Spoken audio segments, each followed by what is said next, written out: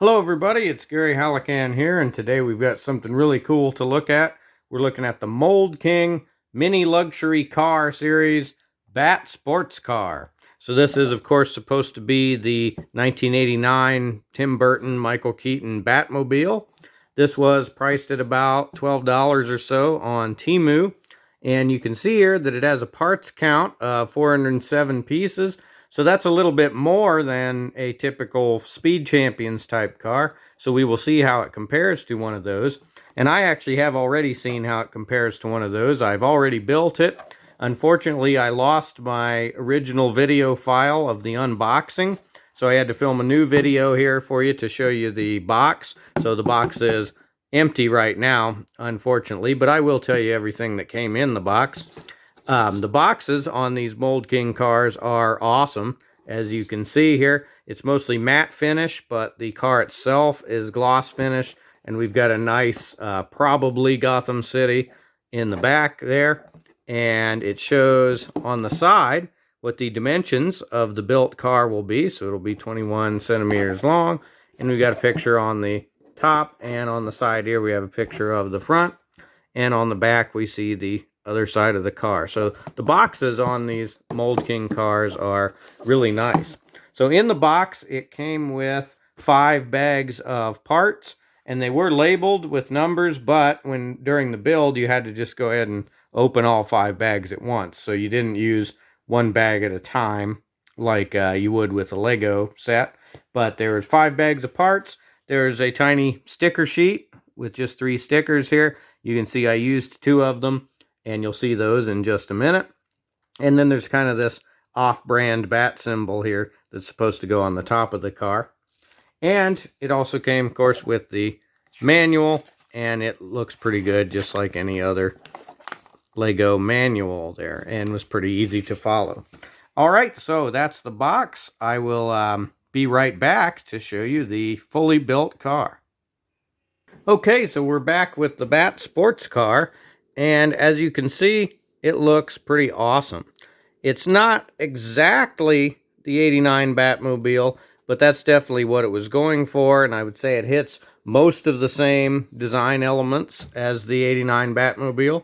For comparison, here is an old die-cast version of that. So you can see how they compare, and you can see they are very similar.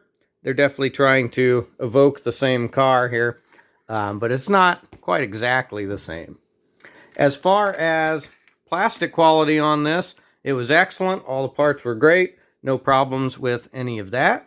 As far as the build goes, it was a pretty fun build. I would say it took just over 2 hours to build this one. The build was interesting. This is a different shaped car than any of the other Speed Champions that I've built. So with that in mind, that made the build quite a bit different.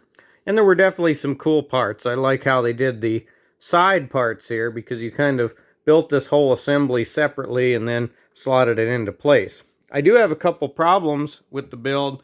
The chief problem being is that there are a number of pieces on this that are just held on at 1 or 2 points.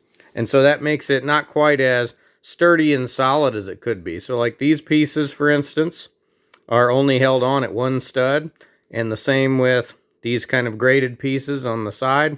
So that makes it not quite as solid, unfortunately. And the other problem, it doesn't roll all that well. You can see there that piece fell off because it's only held on at 1 point. But as I was saying, it doesn't roll that well, and that's because the wheels just barely clear the bottom of the car. That, of course, is a problem with the original design, though, so you can't really fault the build on this for that. However, it does have some really cool features. So one of the best ones, of course, is we have the flame at the back here. So that is pretty great. And it also has an opening cockpit. So you don't have to take the windshield off or anything. It just flips up. And not really complicated on the inside. We just have the steering wheel, and we have these 2 panels that feature 2 of the 3 stickers that this came with. So on this side, I don't know if you'll be able to see them at all, but on this side there's just a picture of some gauges, and on this side, a picture of a gear shift.